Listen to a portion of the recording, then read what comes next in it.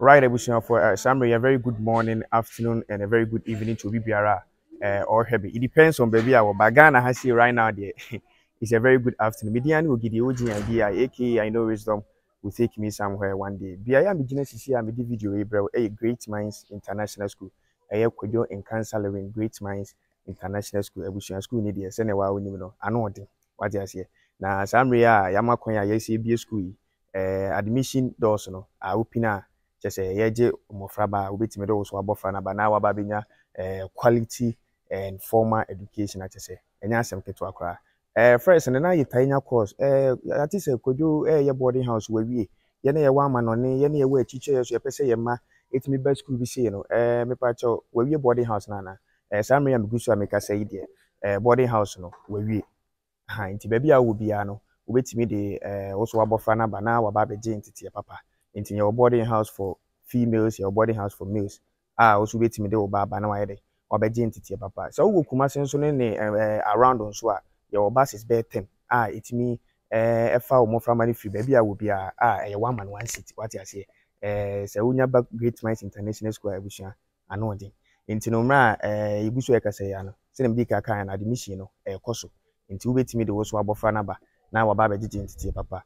O abrochi a na se bia wankasa wo pese wo ye enquiries efa school yi ho a numbers a wo betimi afre no bi no eye 02055656227 0205565627 anase wo betimi asa afre 02055655602 02055655602 unse yewra Kwadwo Nkansah Lilwin ono no kwan bi so no formal education we ntime enya bi nti right now no no erade ado wogina ne talent so na ode ye den ebo ne bra sanso na owo gidi bi se enya abofra bia ne bia ne de nso betima ye school nti no ba Great Minds International School a ye wo extra curricular activities bi ti say acting music and dance any anade a one a what talent ne so no ye try say saa de ne so be from mu aye de aba e de yewra Kwadwo Nkansah Lilwin so de wow ni or top notch like or big star it links ne so ye de wo ho nti so do abofra ne ba na so no so say adwumadi bi si ye den e wo ni mu a akonya wo ho so no so ye be kire no na ono nso atime pie na waba be ye dipatituru awo man nim.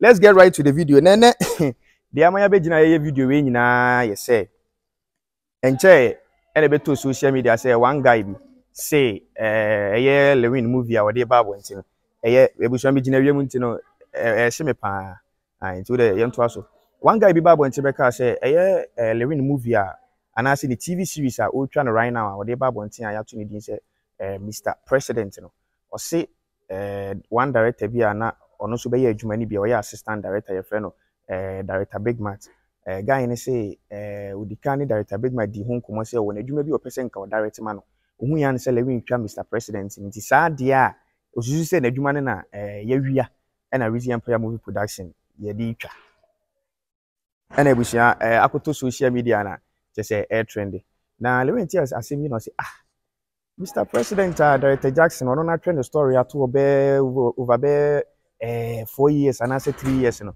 ne, or the Abano Muchana. Eden, with me, Babaka say, Yababi, we have a story, and yadi a Jumano. I wish any name senior Ghana movie industry, she say, Aqua Kudu, a chia kakra. Into the producers, a woman, Anka fresh, and Omudu Musika ship. Am I the Jumani Pina diverted from moving? I'm a more other businesses. Inti no actors anasa artists na erade adom omutimi pagya wo mu na kakra wo mu nsem no mo na omaye omadwen so mo nhwe ma adwuma ne nyede en 90 bia no mo ye adwuma ne back to back wo hwe maami Mercy ye maami Matilda wo hwe ye senior man Ejaku senior Kwaku Lilwin omo nyina ye adwuma na wo pese omo yede omo pagya adwuma no it se koba se wo boka ye adwuma sei na afi na eba bebo abonti na obi eba abonti be ka se wakwa ko wia ne sini just to tarnish the image of the movie and I say just to tarnish or defame nipa na waboka edi ni sika ye adwuma na ebusua na ese ntwa yi. There are so many people who decide we Lilwin omo de Lilwin sa tem bia no omo di na tem na omo kan samboni enim fa ne ho by Lilwin no won say okay social media game enti no to de bia wate ase but social media game a e better ne shi adwuma awo ye because waboka investment aye adwuma na afi na wo de baba bontin ama amanfo ni age and I say bimpo a wo so benya ska wo di shem no benya the back na obi di sensem bi say betwem just to say wo di be break adwuma na abusua asefem It is saying the Lilwin say he's taking legal actions. One hour can some money fan home like opeso di fame no asema enya no kre. You social media game or yet here and no nobody talks against it. Oma was with me Kenya be ntina ahwe ye nua bema bigger quiz with me the Lilwin at mom say she no masa na mfo. But what I say no mudi nkomo ni nyina ye social media game yet here. But asema wo beka ebe say obi adwuma ebe say obi awade ebe say yi ni de emra wo ho. Enti no eno a Weezy take legal action. You know, Breman and guy now, die interviews, no, boy, die interviews, then cast ye the movie, no. Lilwin a question. Yeah, it's as simple as that. Lilwin a police Friday. Aqua question. Na, Mensaka would you be come and arrest and a cost no. Na, Ubiso recorded, yeah. Na Ubiso area day, air recording. Mensaka would you be made about 12 video so. Na, Finipa and Uncle Gina video man now, yes, minimum slow she, where we are missing, where you say, Tama police nyako so di muno. A failure. Ano aba form say me ni hu adwon bona ebusu na de me na ye nche okra o de yenkuti o de ne ba be ka ho ase because big man tell me say big man me kasa ansa oje Kwadwo when you say Kwadwo nyamte oh no boss we can't say no listen to me boss else we say we as a big man and as a bear when you dey be a ebony ahun fufuka na we mu shunya who should say intermention listen to it no enti wo pra kwan tiri Kwadwo me to see se me wi ade a police baba see a we ke passion ko say tem di nti no enti we ya onne page fuka no gigi no abi say abi Kwadwo can be do na obi ka say contract ma untimi ka say wotna ka ni say mu page wi mu no uwom won say any argument wo film ana o tem bishop a won kola timi e bi sidi a kire won je ya actor akoye cameraman obi ana ne di and two story we are say about it say ukuta script pokon say so twe da woni a adwen igudo betinu it me share me Kwadwo say if I listen to me this o dey let me you and two I give my chat for no nobody don't me kabida and we don't know the story what is Mr. President in Ghana ko Africa you build na I look story what that's actually killer three boss na mo share Kwadwo ye ne kasa na say we are taking the oh na boss etian ko police station na woni ko police station boss na mo na bi nya motre o ti ase woni asemu a okasa woni ko police station a say boss me kwada unku da police station tie ma asem no so me Jimmy tie da bi tie don't listen to me me Jim ana we tie Kwadwo me nua Kwadwo woni me say me nua no matu ni bibi tie Kwadwo tie me ni unya gidigidi o me ni won kasa me no be challenge tie on ma kasa na Kwadwo ni me ah for but o de me fa fro my brother tie big mat ade awaye no who say interview me so tie me mo odin o me mo odin me mo odin man e tie ne say what your caption na wabontin boss tie o de tie ne make no o de tie me Kwadwo tie me ubi say o say ubi shop na say me mentia say be shop no bo kasa ni bi over machines on billions ko billions say we home get almost 4 billion say make talk say oti where fam pon am better almost 50,000 tini Kwadwo me respect you pa we me do ya because me big mat who say tie me who say betra kan me Kwadwo obi a me ya wan say me ne be kiki na betra me ana me tell no ana me tell Kwadwo tie who say o betima tena kam e go police me nku ni pam nya hwe mat e won say big mat ade a we ye no e so me kan say be me twam tro e so ma big mat e bia big mat ni mo na bia won ba bia bibi say one country because anko ba ye no ka so say kufa na so won ye be ana o ti di president in Kwadwo won ye be Kwadwo na cast on everybody pa 500 papa o ti o cast on respect ni papa cast ni pa 500 na woni na say penye ya adwuma na big data and me what of farm say kwa musa me to nya me cast kram dem say me friend big mat say like only Kwadwo nyere like one female one friend when only be interview no Kwadwo na so what story unu story unu kweta me interview no unu story me unu ka tell me ate my unu ka me interview unu story big mat tell me o me ka tell me say unu say no let me design man no Mr. The village come on adwon aka me say design o ye set ne ko ma so na so na ma e be say no big mat to stand kwa no unu the pen just story da ho And you know, yeah, and I'm a big matter. Kasa, what's it? One more way, that's an enemy. Be very careful. You. What's right? But I want to Mudimo, we don't want to mark and fire. What's it? Could you? Yeah, but saying I'm not for me. Timmy. Could you? Won't him, I know Castle by Biada. Won't him, and some Cassa, who you come in, once a mint. Want to Manokas by Biada. No, big matter, no. Big matter, you. If I found correct, what you won't be on the win. And the number of people I have, you know, can you walk to all those people and tell them that I'm not blame big mat. I never tell you what you want to say. Bigger started watch to you. What's the interest of that? We are my question. Now, what can go? So, big mat, it's here. I come in by internet soon as I don't know. And you can only make a police station. Police station. Could you? And then you remember the Casayano. It should be a Subadico police station. Why are you? I brought never been a woman, my dear big mat. No, never say, could you say, in that big battle. What is it, man? Said, and like I said, where that one, when you want my bounce, I can say, BSC.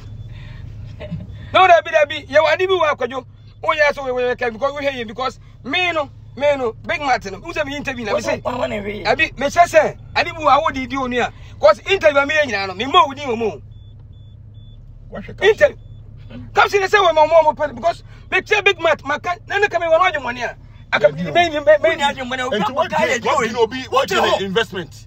I come. What can board you on? What's my catch on? No, Langusa, what's what investment? What's what Langusa you are? I am a such. And the language anymore. No, because you want phone here, where you are about it. And the language I mean, killer. If it doesn't know what day, Timmy. Could you? I have a custom, Nana. Minister, Swat, Meno, Swat, what's here? Same from Guayabon. Could you? Said Mary. Could you? Minis Africa. Oh, Meno, could you in me? Me can't make us. I want to brother. I'm you being Pecasa. My boy, no. Ah, sorry, I'm quite sure. Me, sir. As a Martin, very good. Hey,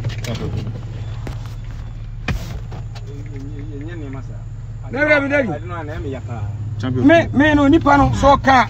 No credit someone. Big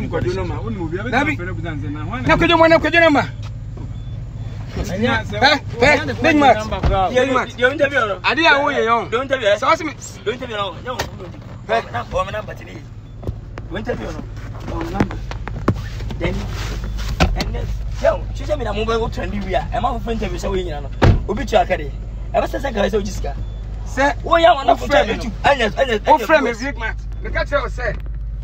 Say me want the money I come for you. Now I'm over to me. I got go to. And that's my mom. Okay, what do you make a sign? Can you make a big man? I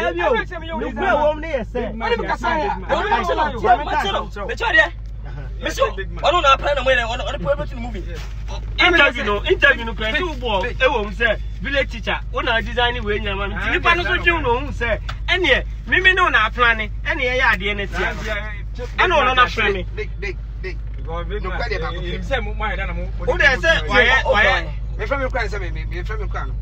Because it's big.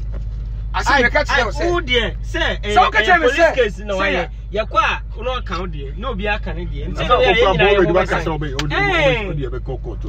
nti we dey say nya case bia. I say we so court no kwa we bo. Ba cho bra we chia we. What the name one na? Me friends be say with the police. Na dey me. Me friends be on the police about me to them me matter design na me crown na me. Right. Ebusia so ho. Nti odi ne yakoti ayere. Yaba no. Nti ne mpempie no eya na say obi fro se be interview.